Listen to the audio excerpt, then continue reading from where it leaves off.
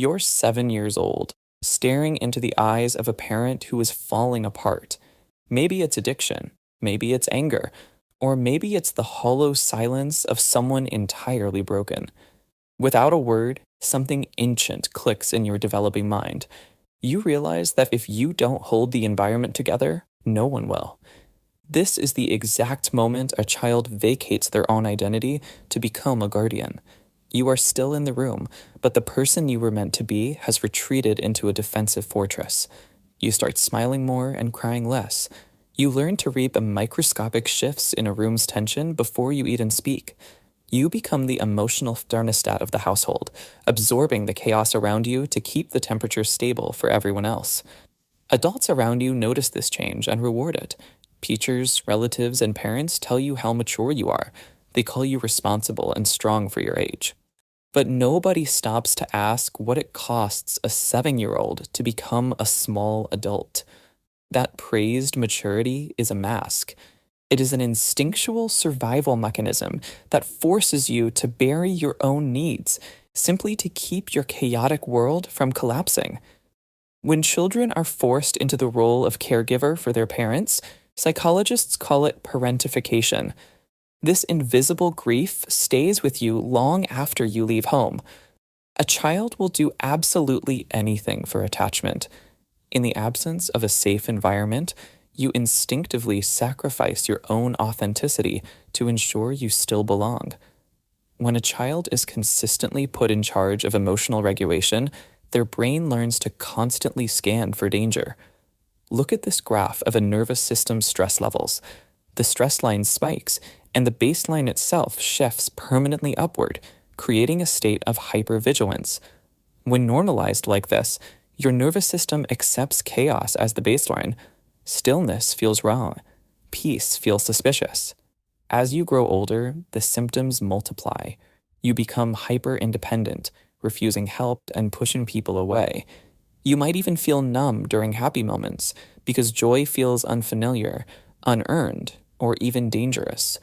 You walk around as a high-functioning adult, perfectly executing your daily tasks. But beneath that productive exterior is a child who is still silently screening for the protection they never received.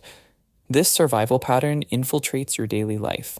You grow into the designated therapist friend, or the quiet overachiever, the one who performs flawlessly but never asks for anything. You developed a transactional view of love, though even you must provide peace to purchase safety. To you, love is a debt you spend your life repaying through total exhaustion. In relationships, this looks like toxic overfunctioning. You are always fixing, always managing, always over-explaining. And quietly, you wonder why you feel so much resentment toward the people you care about. You struggle with boundaries because a simple no triggers the same alarm system that once warned you of abandonment. Your nervous system treats setting a limit as a risk to your survival. You inherit a life where you are constantly holding your breath. You wait endlessly for someone to give you permission to finally fall apart, suffocated by the exact same instincts that kept you alive as a child. Here is the truth. No one is coming to rescue the child you buried. You are the one who must go back and hold their hand.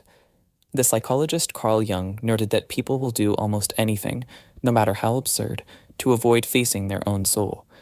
Confronting the neglected, ashamed, and scared parts of yourself is known as shadow work. The first step of this work requires you to stop trying to perform or bypass the pain with fake positivity. Instead, you simply witness and validate the severity of what actually happened to you. It is a brutal process. It asks you to feel the grief you never had time to feel. It asks you to sit with the delayed rage, to weep for the birthdays where no one showed up, and to mourn the innocence you lost while protecting people who should have protected you. This weight of grief marks a necessary thaw.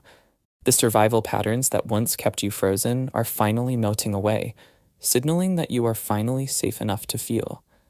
One of the most powerful actions you can take today is to ask your inner child a direct question. What did I need back then that I never got? You might hear that you needed someone to tell you it wasn't your fault. You might hear that you needed someone to ask how you were doing, or that you needed the permission to play and laugh without fear. By supplying these missing pieces, you stop the search for replacement parents in your romantic partners. you begin to distinguish between actual intuition and the high-pitched hum of trauma-induced anxiety.